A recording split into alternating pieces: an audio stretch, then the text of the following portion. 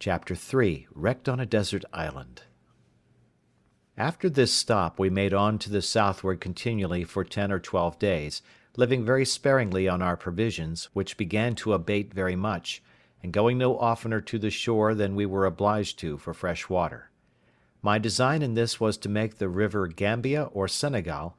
that is to say, anywhere about the Cape de Verde,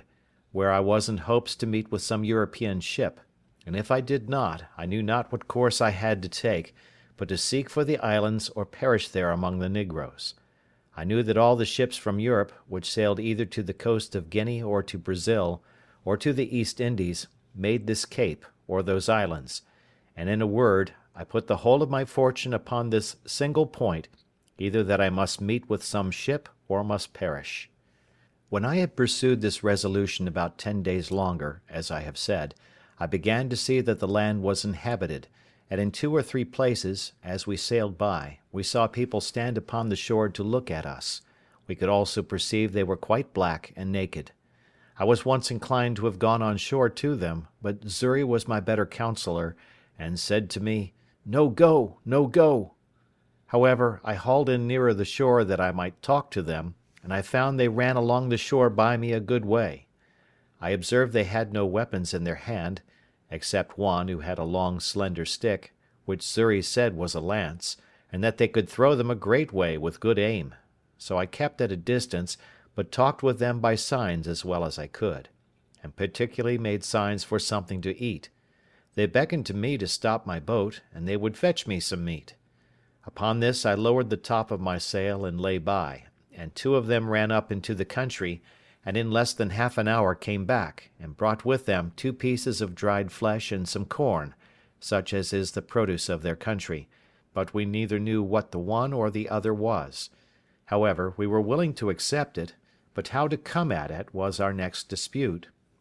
for I would not venture on shore to them, and they were as much afraid of us. But they took a safe way for us all, for they brought it to the shore and laid it down, and went and stood a great way off till we fetched it on board, and then came close to us again. We made signs of thanks to them, for we had nothing to make them amends, but an opportunity offered that very instant to oblige them wonderfully, for while we were lying by the shore came 2 mighty creatures, one pursuing the other, as we took it, with great fury from the mountains towards the sea. Whether it was the male pursuing the female, or whether they were in sport or in rage, we could not tell, any more than we could tell whether it was usual or strange, but I believe it was the latter, because, in the first place, those ravenous creatures seldom appear but in the night, and in the second place, we found the people terribly frighted, especially the women. The man that had the lance or dart did not fly from them, but the rest did. However, as the 2 creatures ran directly into the water, they did not offer to fall upon any of the negroes, but plunged themselves into the sea, and swam about as if they had come for their diversion. At last one of them began to come nearer our boat than at first I expected, but I lay ready for him, for I had loaded my gun with all possible expedition, and bade Xury load both the others. As soon as he came fairly within my reach, I fired, and shot him directly in the head. Immediately he sank down into the water, but rose instantly, and plunged up and down as if he were struggling for life, and so indeed he was. He immediately made to the shore, but between the wound, which was his mortal hurt, and the strangling of the water, he died just before he reached the shore.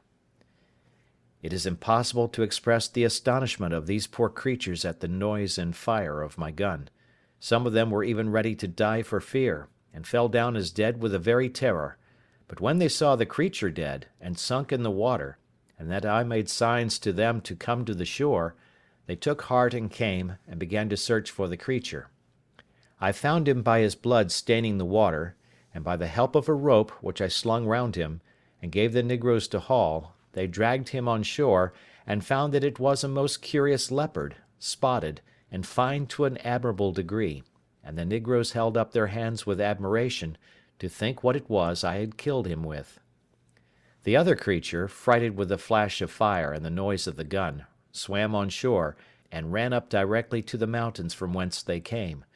nor could I, at that distance, know what it was. I found quickly the negroes wished to eat the flesh of this creature, so I was willing to have them take it as a favour from me, which, when I made signs to them that they might take him, they were very thankful for. Immediately they fell to work with him, and though they had no knife, yet with a sharpened piece of wood they took off his skin as readily, and much more readily, than we could have done with a knife. They offered me some of the flesh, which I declined, pointing out that I would give it them, but made signs for the skin, which they gave me very freely, and brought me a great deal more of their provisions, which, though I did not understand, yet I accepted. I then made signs to them for some water, and held out one of my jars to them, turning it bottom upward, to show that it was empty, and that I wanted to have it filled.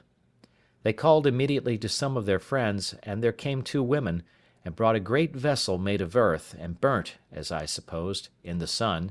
This they set down to me as before, and I sent Xury on shore with my jars, and filled them all three. The women were as naked as the men. I was now furnished with roots and corn, such as it was, and water, and leaving my friendly negroes, I made forward for about 11 days more, without offering to go near the shore, till I saw the land run out a great length into the sea, at about the distance of 4 or 5 leagues before me, and the sea being very calm, I kept a large offing to make this point. At length, doubling the point, at about 2 leagues from the land, I saw plainly land on the other side to seaward. Then I concluded, as it was most certain indeed, that this was the Cape de Verde, and those the islands called, from thence, Cape de Verde Islands. However, they were at a great distance, and I could not well tell what I had best to do, for if I should be taken with a fresh of wind, I might neither reach one or other. In this dilemma, as I was very pensive, I stepped into the cabin and sat down, Xury having the helm, when, on a sudden, the boy cried out, "Master, master, a ship with a sail!" And the foolish boy was frighted out of his wits, thinking it must needs be some of his master's ships sent to pursue us, but I knew we were far enough out of their reach. I jumped out of the cabin, and immediately saw, not only the ship, but that it was a Portuguese ship, and, as I thought, was bound to the coast of Guinea for negroes.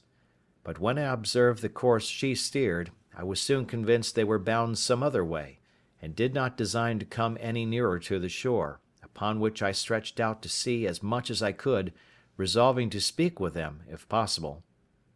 With all the sail I could make, I found I should not be able to come in their way, but that they would be gone by before I could make any signal to them. But after I had crowded to the utmost, and began to despair,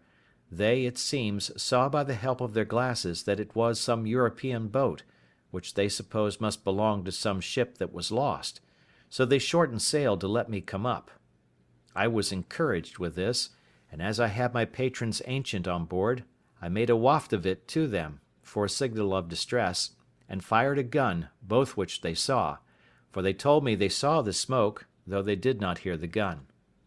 Upon these signals they very kindly brought to, and lay by for me, and in about 3 hours' time I came up with them.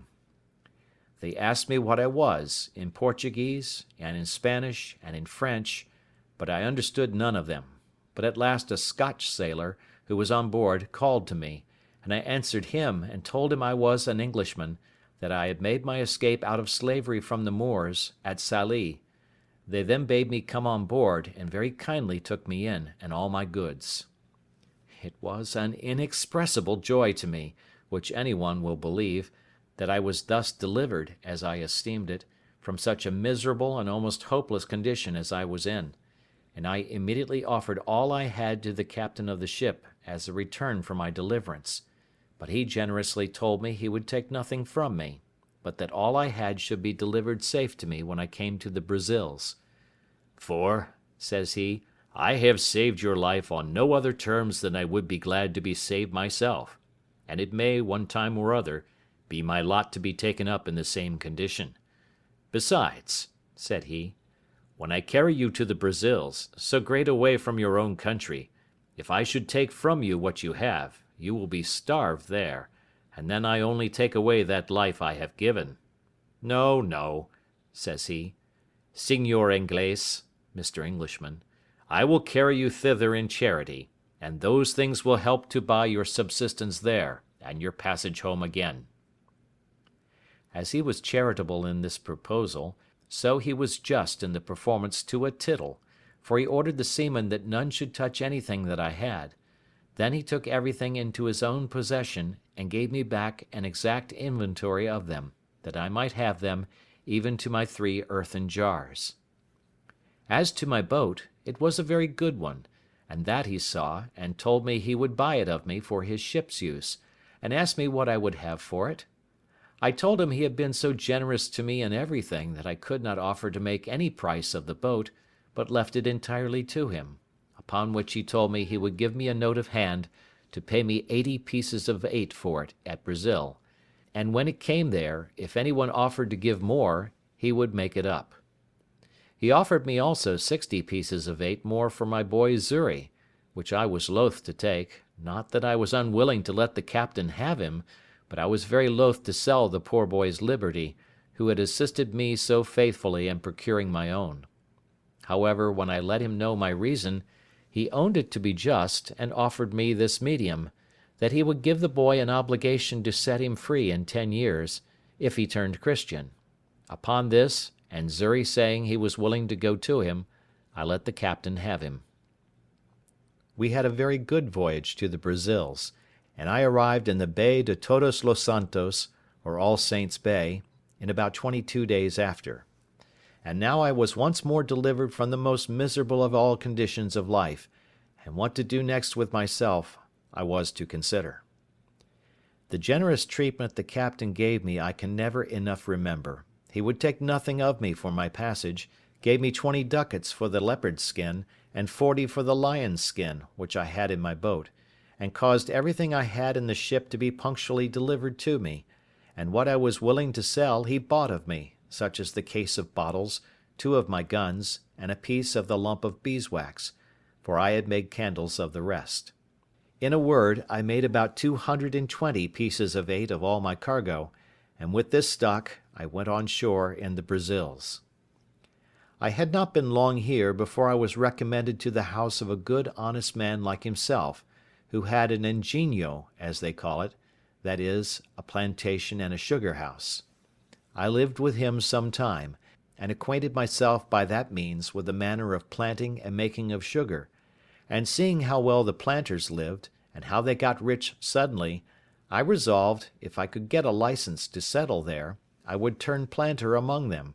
resolving in the meantime to find out some way to get my money, which I had left in London, remitted to me. To this purpose, getting a kind of letter of naturalization, I purchased as much land that was uncured as my money could reach, and formed a plan for my plantation and settlement, such a one as might be suitable to the stock which I proposed to myself to receive from England. I had a neighbour, a Portuguese, of Lisbon, but born of English parents, whose name was Wells, and in much such circumstances as I was. I call him my neighbour because his plantation lay next to mine, and we went on very sociably together. My stock was but low, as well as his, and we rather planted for food than anything else for about 2 years. However, we began to increase, and our land began to come into order, so that the 3rd year we planted some tobacco, and made each of us a large piece of ground ready for planting canes in the year to come. But we both wanted help, and now I found, more than before, I had done wrong in parting with my boy Xury. But, alas, for me to do wrong that never did right was no great wonder. I had no remedy but to go on. I had got into an employment quite remote to my genius, and directly contrary to the life I delighted in, and for which I forsook my father's house, and broke through all his good advice. Nay, I was coming into the very middle station, or upper degree of low life, which my father advised me to before, and which, if I resolved to go on with, I might as well have stayed at home, and never have fatigued myself in the world as I had done. And I used often to say to myself, I could have done this as well in England, among my friends, as have gone 5,000 miles off to do it among strangers and savages, in a wilderness, and at such a distance as never to hear from any part of the world that had the least knowledge of me. In this manner I used to look upon my condition with the utmost regret. I had nobody to converse with, but now and then this neighbour; no work to be done, but by the labour of my hands; and I used to say, I lived just like a man cast away upon some desolate island, that had nobody there but himself. But how just has it been, and how should all men reflect, that when they compare their present conditions with others that are worse, Heaven may oblige them to make the exchange, and be convinced of their former felicity by their experience. I say, how just has it been, that the true solitary life I reflected on, in an island of mere desolation, should be my lot, who had so often unjustly compared it with the life which I then led, in which, had I continued, I had in all probability been exceeding prosperous and rich. I was in some degree settled in my measures for carrying on the plantation before my kind friend, the captain of the ship that took me up at sea, went back; for the ship remained there, in providing his lading and preparing for his voyage, nearly 3 months; when telling him what little stock I had left behind me in London, he gave me this friendly and sincere advice. "Señor Inglés," says he, for so he always called me, "if you will give me letters, and a procuration in form to me, with orders to the person who has your money in London to send your effects to Lisbon, to such persons as I shall direct, and in such goods as are proper for this country, I will bring you the produce of them, God willing, at my return. But since human affairs are all subject to changes and disasters, I would have you give orders but for £100 sterling, which, you say, is half your stock, and let the hazard be run for the first; so that, if it comes safe, you may order the rest the same way, and, if it miscarry, you may have the other half to have recourse to for your supply." This was so wholesome advice, and looked so friendly, that I could not but be convinced it was the best course I could take; so I accordingly prepared letters to the gentlewoman with whom I had left my money, and a procuration to the Portuguese captain, as he desired. I wrote the English captain's widow a full account of all my adventures, my slavery, escape, and how I had met with the Portuguese captain at sea, the humanity of his behaviour, and what condition I was now in, with all other necessary directions for my supply; and when this honest captain came to Lisbon, he found means, by some of the English merchants there, to send over, not the order only, but a full account of my story to a merchant in London, who represented it effectually to her;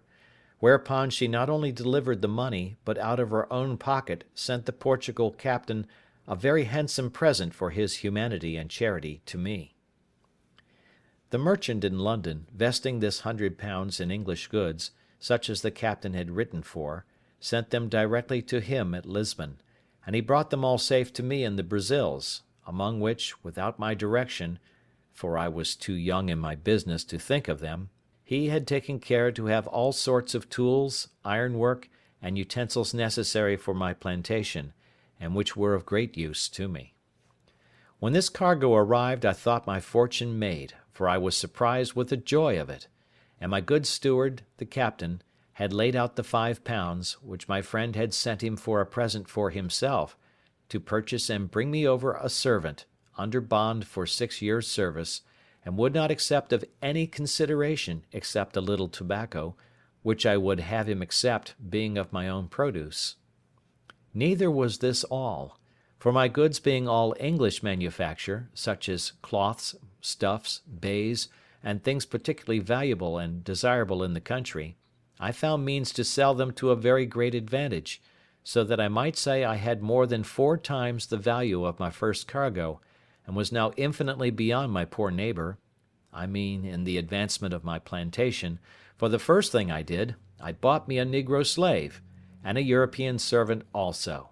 I mean another besides that which the captain brought me from Lisbon. But as abused prosperity is oftentimes made the very means of our greatest adversity, so it was with me. I went on the next year with great success in my plantation. I raised 50 great rolls of tobacco on my own ground, more than I had disposed of for necessaries among my neighbours, and these 50 rolls, being each of above 100 weight, were well cured, and laid by against the return of the fleet from Lisbon, and now increasing in business and wealth, my head began to be full of projects and undertakings beyond my reach, such as are, indeed,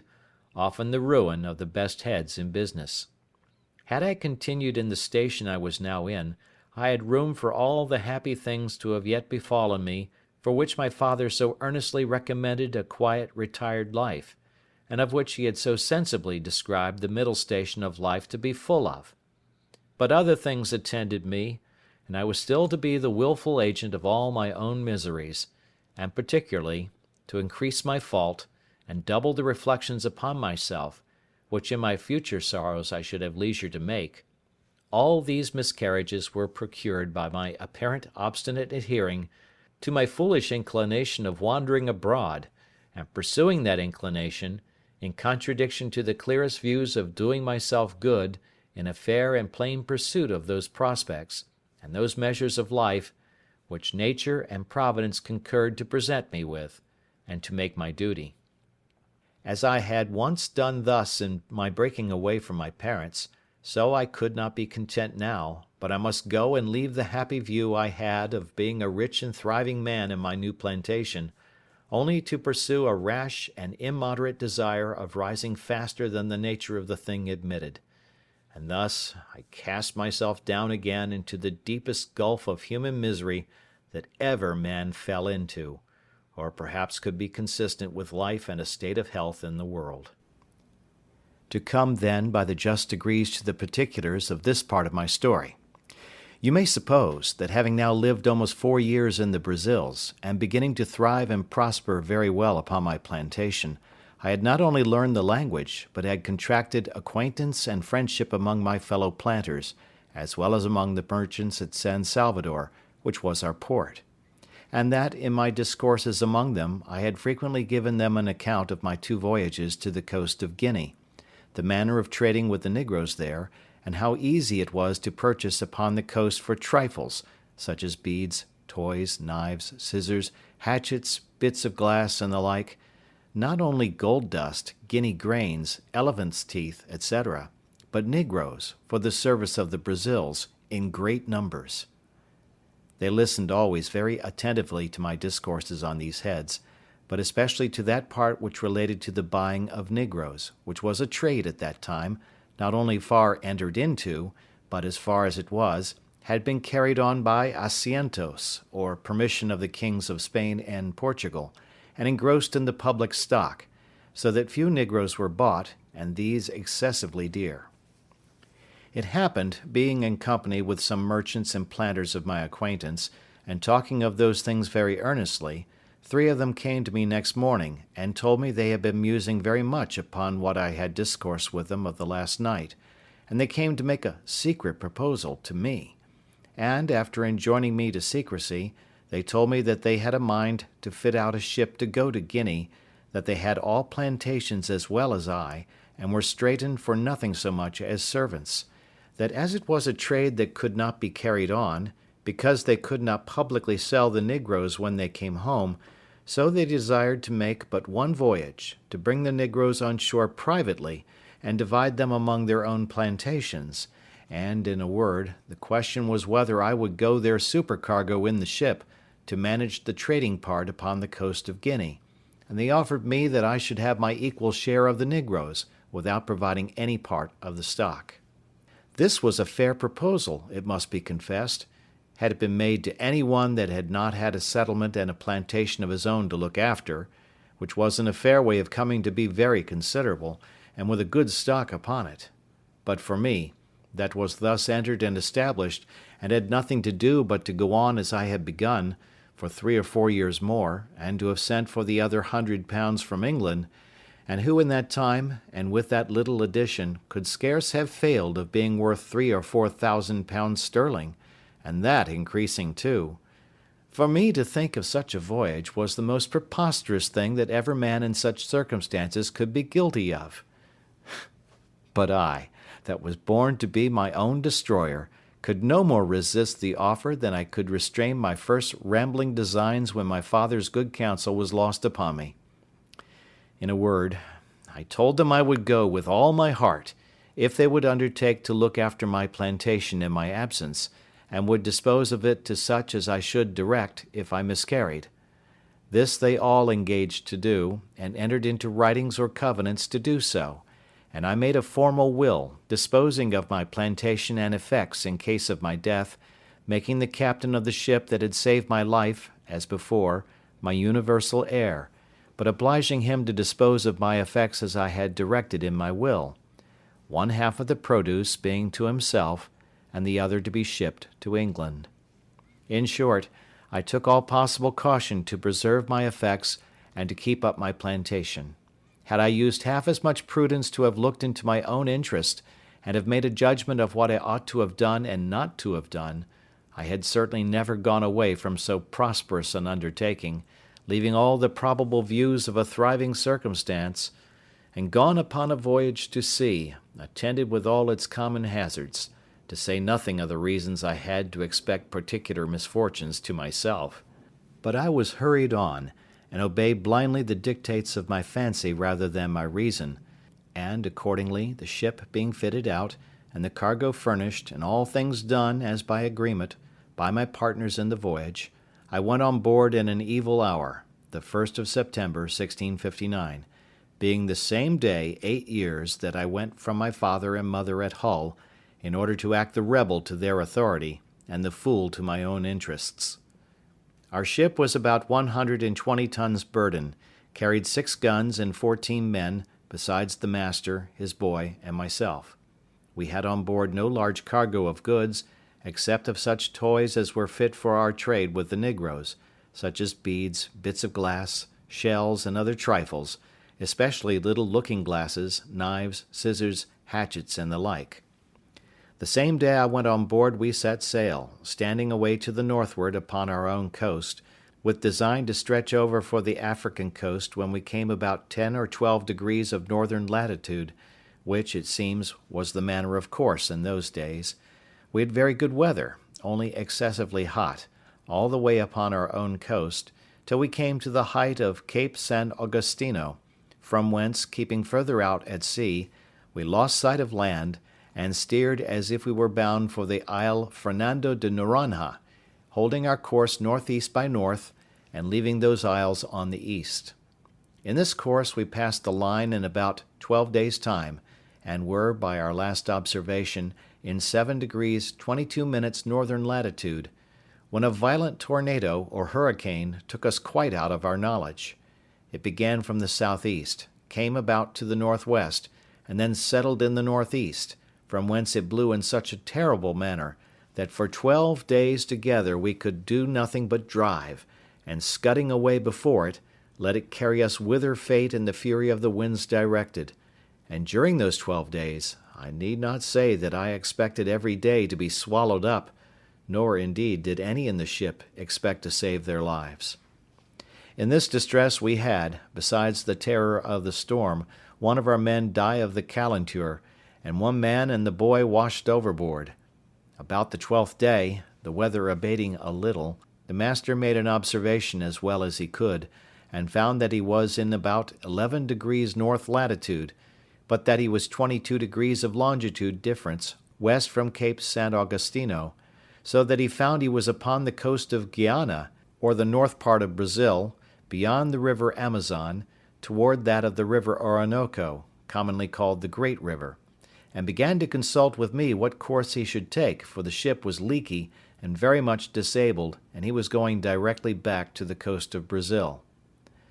I was positively against that, and looking over the charts of the sea-coast of America with him, we concluded there was no inhabited country for us to have recourse to till we came within the circle of the Caribbee Islands, and therefore resolved to stand away for Barbados, which, by keeping off at sea, to avoid the indraft of the Bay or Gulf of Mexico, we might easily perform, as we hoped, in about 15 days' sail, whereas we could not possibly make our voyage to the coast of Africa without some assistance both to our ship and to ourselves. With this design we changed our course, and steered away northwest by north, in order to reach some of our English islands, where I hoped for relief. But our voyage was otherwise determined, for being in the latitude of 12 degrees 18 minutes, a second storm came upon us, which carried us away with the same impetuosity westward, and drove us so out of the way of all human commerce that, had our lives been saved as to the sea, we were rather in danger of being devoured by savages than ever returning to our own country. In this distress, the wind still blowing very hard, one of our men early in the morning cried out, "Land!" and we had no sooner run out of the cabin to look out, in hopes of seeing whereabouts in the world we were, than the ship struck upon a sand, and in a moment her motion being so stopped, the sea broke over her in such a manner that we expected we should all have perished immediately, and we were immediately driven into our close quarters, to shelter us from the very foam and spray of the sea. It is not easy for anyone who has not been in the like condition to describe or conceive the consternation of men in such circumstances. We knew nothing where we were, or upon what land it was we were driven, whether an island or the main, whether inhabited or not inhabited. As the rage of the wind was still great, though rather less than at first, we could not so much as hope to have the ship hold many minutes without breaking into pieces, unless the winds, by a kind of miracle, should turn immediately about. In a word, we sat looking upon one another, and expecting death every moment, and every man accordingly preparing for another world, for there was little or nothing more for us to do in this. That which was our present comfort, and all the comfort we had, was that, contrary to our expectation, the ship did not break yet, and that the master said the wind began to abate. Now, though we thought that the wind did a little abate, yet the ship having thus struck upon the sand, and sticking too fast for us to expect her getting off, we were in a dreadful condition indeed, and had nothing to do but to think of saving our lives as well as we could. We had a boat at our stern just before the storm, but she was first staved by dashing against the ship's rudder, and in the next place she broke away, and either sunk or was driven off to sea, so there was no hope from her. We had another boat on board, but how to get her off into the sea was a doubtful thing. However, there was no time to debate, for we fancied that the ship would break in pieces every minute, and some told us she was actually broken already.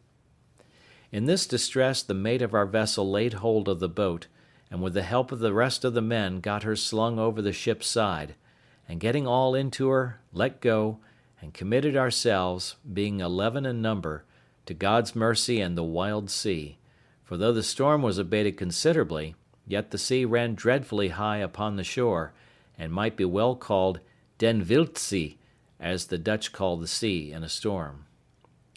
And now our case was very dismal indeed, for we all saw plainly that the sea went so high that the boat could not live, and that we should be inevitably drowned. As to making sail, we had none, nor if we had could we have done anything with it. So we worked at the oar towards the land, though with heavy hearts, like men going to execution, for we all knew that when the boat came near the shore, she would be dashed in 1,000 pieces by the breach of the sea. However, we committed our souls to God in the most earnest manner, and the wind driving us towards the shore, we hastened our destruction with our own hands, putting as well as we could towards land. What the shore was, whether rock or sand, whether steep or shoal, we knew not. The only hope that could rationally give us the least shadow of expectation was, if we might find some bay or gulf, or the mouth of some river, where by great chance we might have run our boat in, or got under the lee of the land, and perhaps made smooth water. But there was nothing like this appeared. But, as we made nearer and nearer the shore, the land looked more frightful than the sea. After we had rowed, or rather driven about 1.5 leagues, as we reckoned it, a raging wave, mountain-like, came rolling astern of us, and plainly bade us expect the coup de grace. It took us with such a fury that it overset the boat at once, and separating us as well from the boat as from one another, gave us no time to say, "O God!" for we were all swallowed up in a moment. Nothing can describe the confusion of thought which I felt when I sank into the water, for though I swam very well, yet I could not deliver myself from the waves so as to draw breath, till that wave having driven me, or rather carried me, a vast way on towards the shore, and having spent itself, went back, and left me upon the land almost dry, but half dead with the water I took in. I had so much presence of mind, as well as breath left, that seeing myself nearer the mainland than I expected, I got upon my feet, and endeavoured to make on towards the land as fast as I could, before another wave should return and take me up again. But I soon found it was impossible to avoid it, for I saw the sea come after me as high as a great hill, and as furious as an enemy, which I had no means or strength to contend with. My business was to hold my breath, and raise myself upon the water if I could, and so, by swimming, to preserve my breathing, and pilot myself towards the shore if possible, my greatest concern now being that the sea, as it would carry me a great way towards the shore when it came on, might not carry me back again with it when it gave back towards the sea. The wave that came upon me again buried me at once 20 or 30 feet deep in its own body, and I could feel myself carried with a mighty force and swiftness towards the shore, a very great way, but I held my breath, and assisted myself to swim still forward with all my might. I was ready to burst with holding my breath, but as I felt myself rising up, so to my immediate relief I found my head and hands shoot out above the surface of the water, and though it was not 2 seconds of time that I could keep myself so, yet it relieved me greatly, gave me breath and new courage. I was covered again with water a good while, but not so long but I held it out, and finding the water had spent itself, and began to return, I struck forward against the return of the waves, and felt ground again with my feet. I stood still a few moments to recover breath, until the waters went from me, and then took to my heels and ran with what strength I had further towards the shore. But neither would this deliver me from the fury of the sea, which came pouring in after me again, and twice more I was lifted up by the waves and carried forward as before, the shore being very flat. The last time of these two had well nigh been fatal to me, for the sea having hurried me along as before, landed me, or rather dashed me, against a piece of rock, and that with such force that it left me senseless, and indeed helpless, as to my own deliverance, for the blow taking my side and breast beat the breath as it were quite out of my body, and had it returned again immediately, I must have been strangled in the water. But I recovered a little before the return of the waves, and seeing I should be covered again with the water, I resolved to hold fast by a piece of the rock, and so to hold my breath, if possible, till the wave went back. Now, as the waves were not so high as at first, being nearer land, I held my hold till the wave abated, and then fetched another run, which brought me so near the shore that the next wave, though it went over me, yet did not so swallow me up as to carry me away, and the next run I took, I got to the mainland,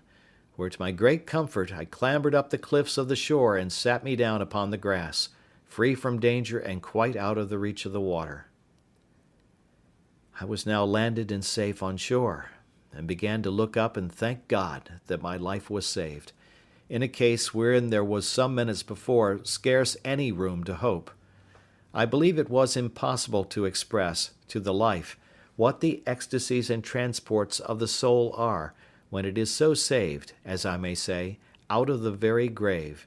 and I do not wonder now at the custom, when a malefactor, who has the halter around his neck, is tied up, and just going to be turned off,